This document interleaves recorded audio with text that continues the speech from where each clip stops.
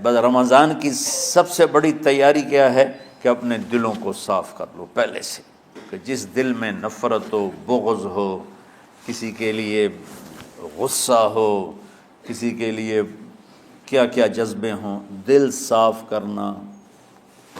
ہمارے گھروں میں روزانہ جھاڑو ہوتا ہے، یہاں مدرسے میں روزانہ صفائی ہوتی کہ نہیں ہوتی؟ کیونکہ دنیا کی اصل گندگی ہے تو جھاڑو ہاتھ سے نہیں چھوٹ سکتا۔ حرم شریف میں دیکھا کیسے چاروں طرف خدام پھر رہے ہوتے ہیں برش لے کر، تو دل پہ غبار ایسے آتا ہے جیسے صحن میں غبار آتا ہے، دل پہ گندگی ایسے آتی ہے جیسے صحن میں آتی ہے۔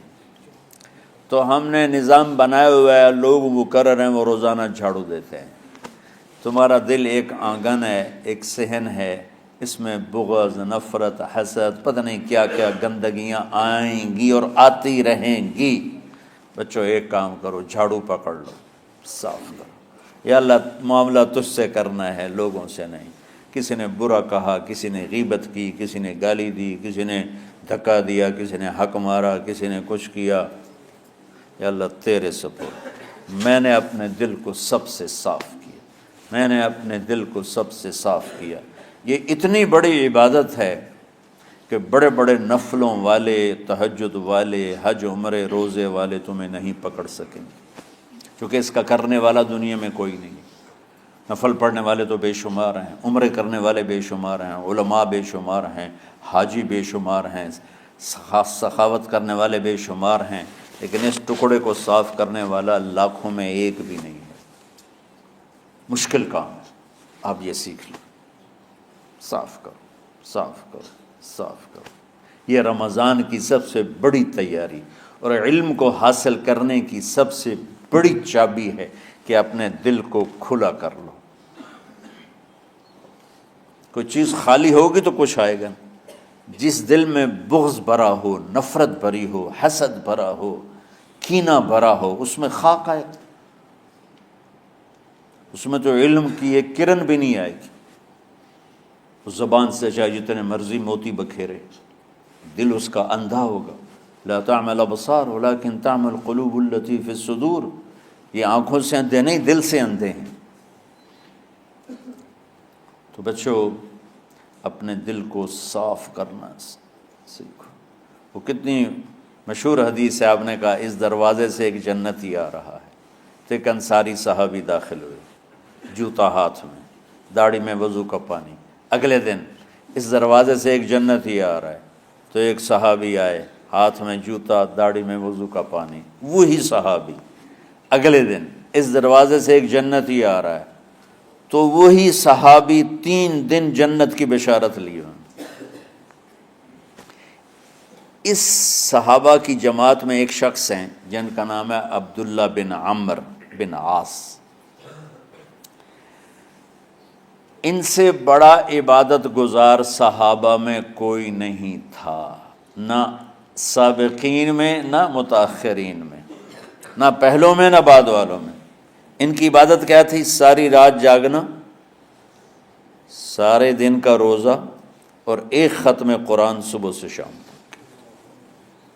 اتنی اللہ نے طاقت دی تھی۔ پھر وہی غلوب والی بات آ گئی،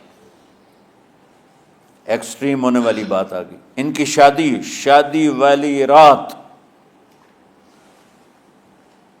حجلہ عروسی میں داخل ہو رہے ہیں، دلہن کے کمرے میں داخل ہو رہے ہیں، اور مصلی بچھا کے اللہ اکبر، اور دیر نفل تے نفل، دیر نفل تے نفل۔ تو ان کی بیگم نے دیکھا تو وہ بھی خیر کا زمانہ تھا، انہوں نے بھی وضو کیا اور پیچھے مصلی بچھا کے وہ بھی فجر تک نفل پڑھتے رہے۔ صبح ہوئی تو حضرت عمر بن عاص رضی اللہ عنہ نے پوچھا، بیٹی رات کیسی گزری؟ کہا جی ماشاءاللہ آپ کے بیٹے تو بڑے عبادت گزار ہیں، ساری رات نفلوں میں ہی گزری۔ تو وہ ان کو شکایت کر دی۔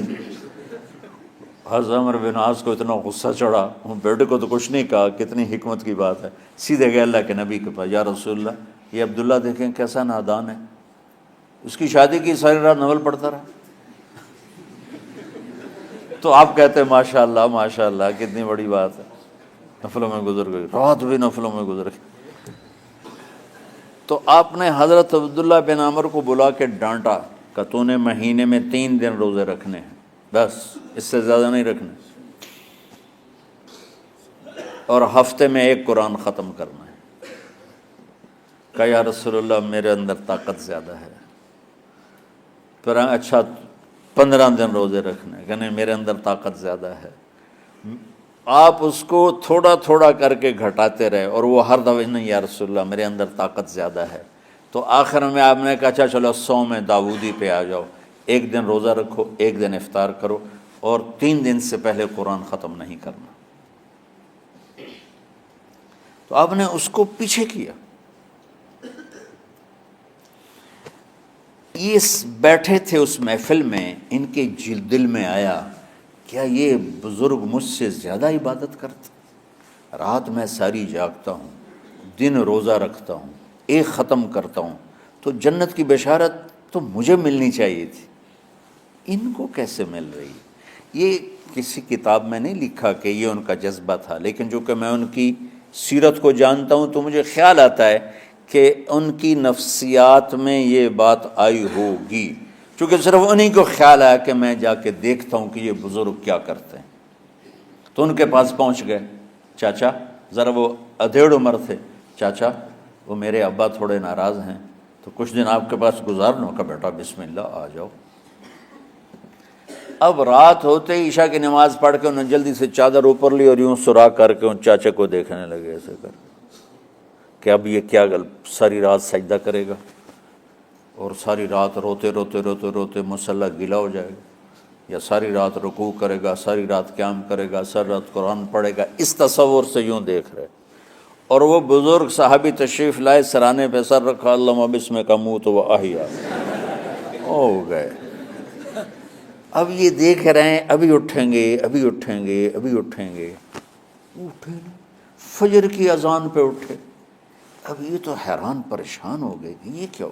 اس زمانے میں تو منافق تہجد نہیں چھوڑتے تھے ڈر کے مارے کہ پتہ نہ چل جائے ہمارے کفر کا، تو یہ چاچا جنت بھی لے گیا تو ستا بھی پیا کہ چلو کل دیکھوں گا۔ اگلی رات پھر چادر سر پہ کر کے اور یوں سوراخ کر کے لیٹے ہوئے اور دیکھ رہے۔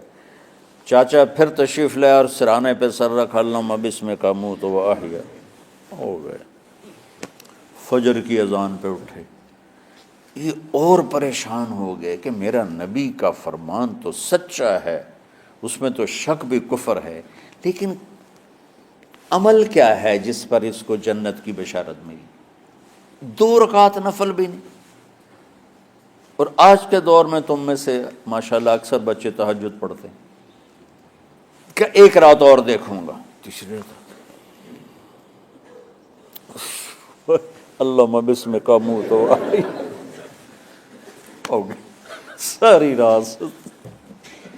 تو تیسری رات پھٹ پڑے عبداللہ بن عمر، کہنے گے چاچا میری ابا سے کوئی لڑائی نہیں تھی، 3 دن میں تیرے بارے میں سنتا رہا، جنتی جنتی جنتی۔ میں دیکھنے آیا تھا کہ آپ کیا کرتے ہیں، آپ تو کچھ بھی نہیں کرتے ہو، ساری رات سوتے رہتے ہو، اب کیا کرتے ہو؟ میں نے کہا بیٹا یہی ہے جو تم نے دیکھا ہے۔ اب ان کو سمجھ میں نہیں آ رہا کہ یہ جوڑ کیسے بٹھاؤں، ادھر جنت کی بشارت، ادھر ساری رات خراٹے، اب یہ اس میں جوڑ کیسے بٹھاؤں، کیونکہ نبی کی بات تو غلط ہو نہیں سکتی۔ تو اب وہ نا ایسے نا بڑے بے دل سے ہو کر واپس مڑے، پتہ نہیں کی چکر ہوئے گی کوئی گل۔ جب وہ دروازے تک پہنچے تو کہنے لگے بیٹا ادھر آنا، واپس آ گیا۔ کہا میں تمہیں اصل راز کی بات بتاتا ہوں۔ کہا کیا ہے کیا ہے؟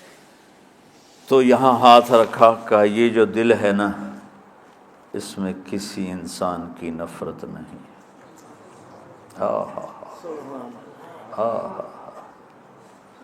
اور جب اللہ کسی کو رزق دیتا ہے، عزت دیتا ہے، مجھے کبھی حسد نہیں ہوا، مجھے خوشی ہوتی۔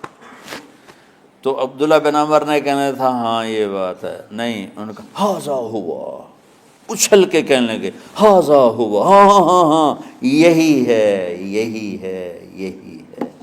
پھر کہنے لگے چاچا پر یہ میرے بس کا نہیں ہے، کون کرے گا یہ؟ اتنے بڑے آدمی ہو کر کہہ رہے ہیں کہ یہ میرے بس کا نہیں۔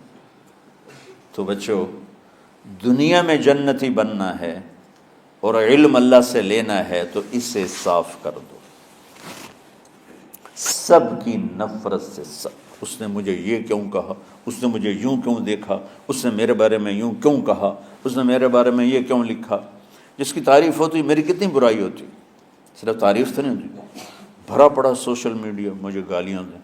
اللہ کے فضل سے میرے دل میں ایک ذرے کے برابر کبھی کوئی منفی جذبہ نہیں آیا، آئے تو میں دھو کے صاف کر دیتا ہوں، یا اللہ میں نے اپنے دل کو صاف کیا، میرا معاملہ تیرے ساتھ ہے، کسی کے ساتھ نہیں۔ یہی آپ رمضان کی سب سے بڑی تیاری، علم کے حاصل کرنے کا سب سے بڑا ہتھیار آپ کو یہ نہیں ہے کہ تمہیں کتابیں یاد ہو جائیں، تمہیں اشعار یاد ہو جائیں۔ تو ساری امت سے کہتا ہوں رمضان کا استقبال کرو دلوں کو صاف کر کے، نفرتوں کو مٹا کے، مذہبی نفرت، دنیاوی نفرت، رشتوں کی نفرت، بول چال کی نفرت، سیاست کی نفرت، لین دین کی نفرت، ان سب سے اپنے دل کو صاف کرو تاکہ رمضان میں اللہ نے علم اتارا، اللہ تعالیٰ آپ کو علم عطا فرمائے، اور باقی لوگ جو عام دنیا میں زندگی گزار رہے ہیں ان کے دلوں میں اللہ رمضان کا نور اتارے اور ہدایت کا نور اتارے۔ یہ سب سے بڑی تیاری ہے اس کی۔ اور کسی سے گلہ ہے، غصہ ہے، ناراضگی ہے، کسی سے بولتے نہیں ہو، ابھی سے شعبان آ چکا ہے، آپ شعبان سے رمضان کی تیاری شروع فرما دیتے تھے، تو اس کی تیاری کیا ہے؟ وہ دلوں کو صاف کرو، معاف کرو، معافی مانگو، تمہارا قصور نہیں پھر بھی معافی مانگ لو، دلوں کو صاف کرو، اور اللہ سے سخاوت مانگو کہ اللہ کو سخی بھی پسند ہے اور صاف دل والا بھی پسند ہے۔